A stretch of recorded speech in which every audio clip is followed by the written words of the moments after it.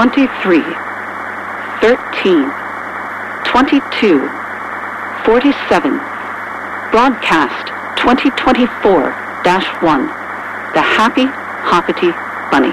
All points broadcast to inform citizens and members of the society. Commentary will be appended where necessary. Do not be alarmed.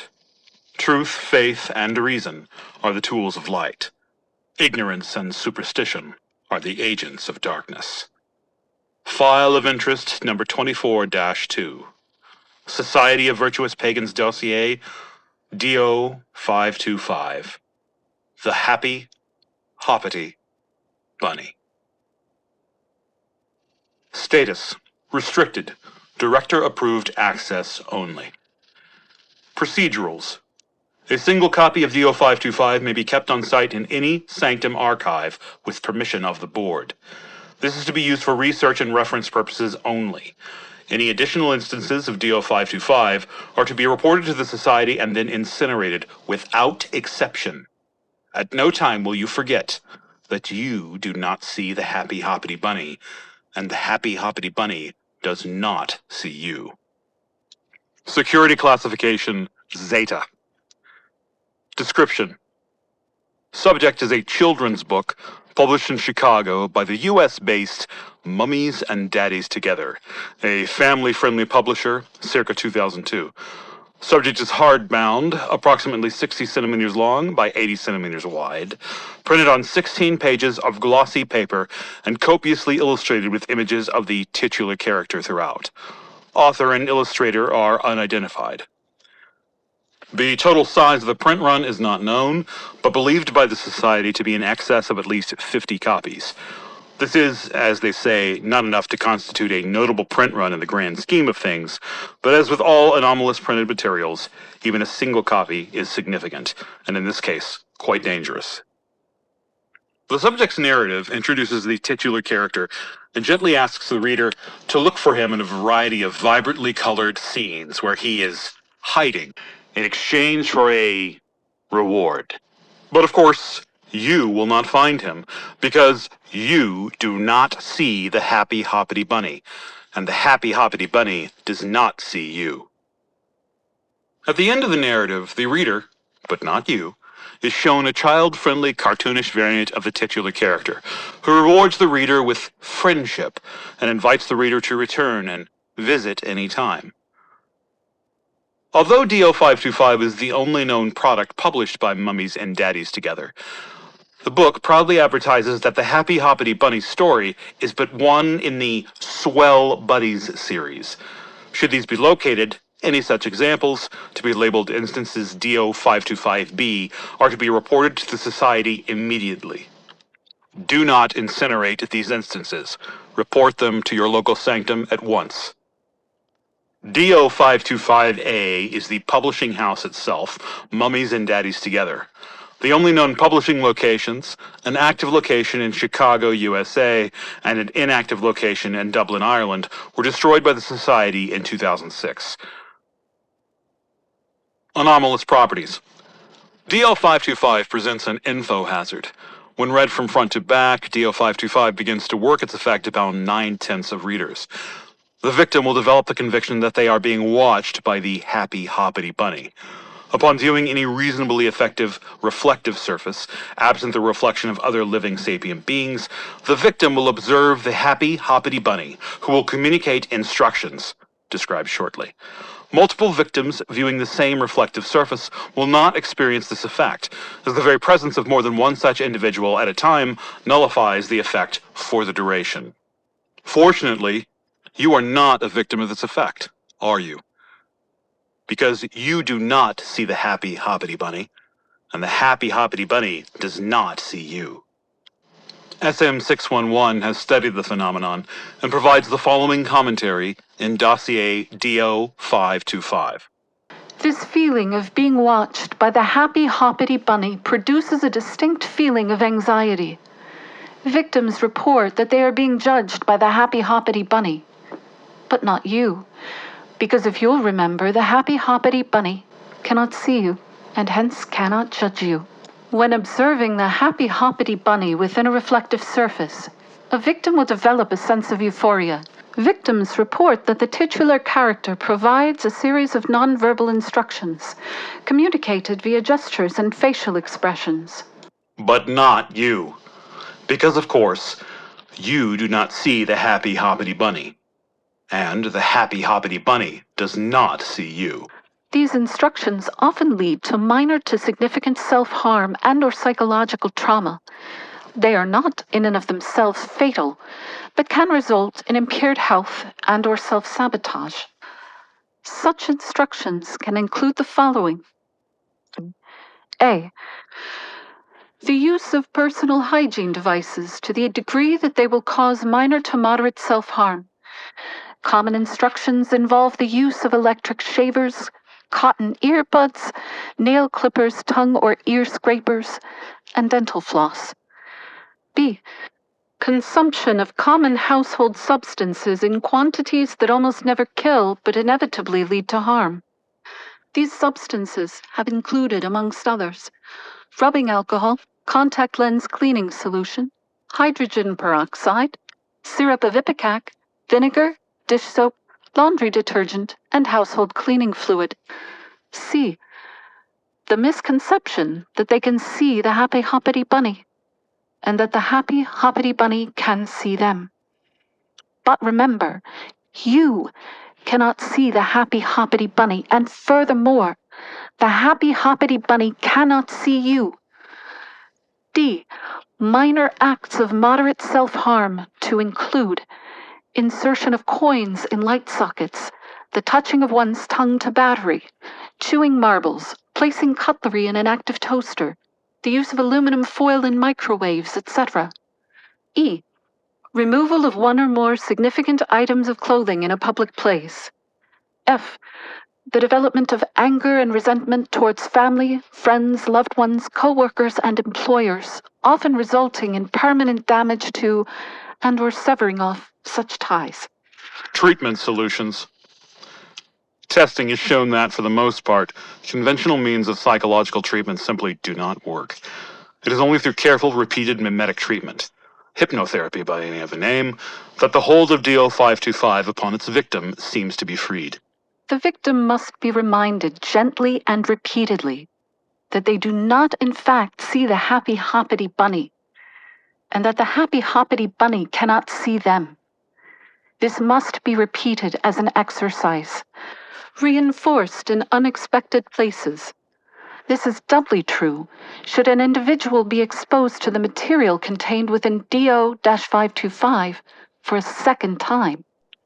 For example, whilst listening to this broadcast, you should be comforted with the knowledge that you cannot see the happy Hoppity bunny, and the happy Hoppity bunny cannot see you. Treatment notes. I wish to emphasize that the language used in this document should be replicated as closely as possible when hypnocognitive therapy is pursued as a remedy. It is not enough to remind the victim that she cannot see the titular character. She must be reminded that the titular character cannot see her. Why? Because, for whatever reason, any other phrasing, that is, any phrasing, leaving room for even the slightest pinprick of doubt, seems to leave just enough anxiety to be preyed upon by the effects of DO-525. Directive number 525. No individual shall be exposed, voluntarily or otherwise, to the complete contents of DO-525 more than one time. There will be no exceptions. If further research is required, those previously exposed to the entirety of the text will be provided sections of the text rather than the entirety. Once again, no exceptions are to be made. Director's Executive Order number 525A. The reader is enjoined to remember at all times that you do not see the happy Hoppity bunny, and therefore the happy Hoppity bunny does not see you. Appendix. Alleged volumes of the series, according to notes on the reverse of intact covers, are as follows. The curious, cautious turtle. The loving little dog. The prideful, purposeful wolf. The mystical, magical king in... Appendix number 2, an interview. The following interview was conducted by myself in August of 2008. It is presented with permission of the director. Supplemental interview DO 525, conducted by myself, Ian 400, as requested by the director. August 13th, 2008. Interviewee is A. Jones, a pseudonym. Ms. Jones, you are here because of, we'll refer to it as a hack. What exactly are you? Certainly an unusual being, aren't you? The organization that I represent is aware that this is not an effect caused by any form of conventional psycho-conditioning. Is that so? It isn't so hard to tell that you're a will worker, Ms. Jones. Not when one knows how to look for the signs. Is that so? How do you look for anything? Unless you have a face I can't see. I forget myself. This is... new. I believe I can at least comprehend you know the truth, which tells me you don't represent that ridiculous coalition or the Foundation. How so? Because neither would employ something like you, and certainly neither would acknowledge my tradecraft so easily. It is not a choice lightly made, but we prefer to call a pot and a stick, if you get my meaning. Perfectly so. Am I to understand that a reduction in my sentence is being considered in exchange for my sharing this information? So, the organization that I represent has contacts with the facility in which you are currently housed. Very influential ones. We've managed to get some sentences reduced and even commuted. I believe we can help you. Thank you. That's all I'll ask. Suppose not knowing who doesn't matter all that much. Still, I'd love to know your story. Your story specifically. All of that is absolutely immaterial to the task at hand. Our interest, my interest, is in protecting this reality. Maybe, as a will worker, you'll take the opportunity to make the world a better place. I've certainly done more than my share of the opposite. Then allow me to cut to the chase. I'm here to ask you about your employment with Mummies and Daddies Together, specifically in the production of a series of children's books. I'm sorry, whom? I'm not interested in playing games, Ms. Jones. You know exactly who I'm talking about. Our mutual contact told you as much.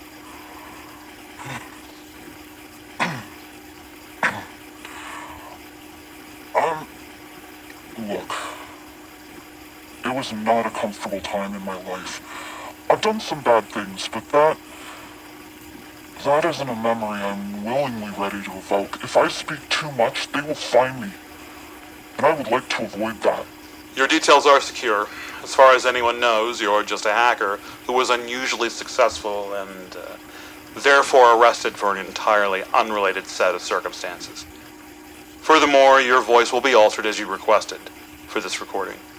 I suppose, though, that the wards will be enough to... I'm not willing to take that chance, sir. Not for any cause. That is your right, of course. So, tell me about them. Well, in the first place, I don't know when they started or where they started.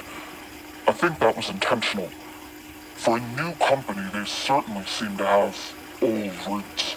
We've got some indication here that they claim to be a quote-unquote Christian publishing house. They never explicitly claimed to be Christian. They merely targeted that demographic, advertised in that sort of periodical. They merely claimed to be family-friendly. And that matters because... For the purposes of the record, for one. But no, I don't think they were ever the lovable, huggable sort of folks you'd see at an idyllic church luncheon. Not these folks. Did you know that going in? Of course. I had no illusions. They didn't approach me as a talented hacker. They approached me as a will worker. Finding a good hacker is one thing, but you know, the effort that it takes to find somebody like me and willing to practice on someone else's behalf? I do. So, what did you do for them specifically? Enchantment. Specifically, mimetic enchantment. Infernalism of a very old kind. Oh, so you're an infernalist. I was under the impression that your type were extinct. Or nearly so. Hell no, not me. I'm a generalist. I simply have certain knowledge, certain talents that are useful for communicating with...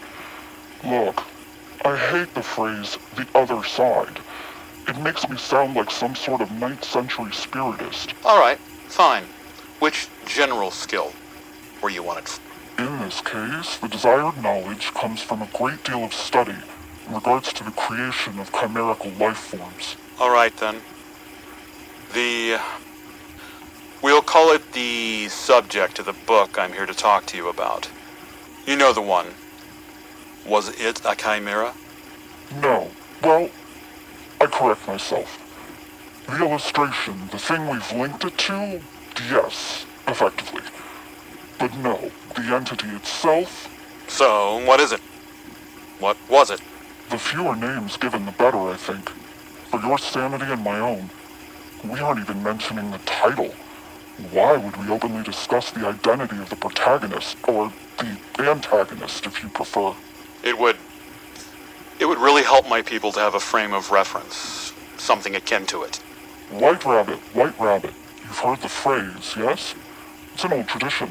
A lot of self-proclaimed modern witches use it in one form or another. Useful little mantra. And you are about to tell me that this is the exact opposite of that. Yes, that's it entirely. The subject of the book. It's a servitor of another, but a very dangerous one when I hesitate to use the word properly. Yes, it's dangerous when we'll call it effectively employed. And why the young? Understand that it didn't merely target the young. It doesn't, and if what I'm guessing is true and copies still exist... They do, and yes, we are aware. But this was couched specifically as a children's book. It was. I don't deny that.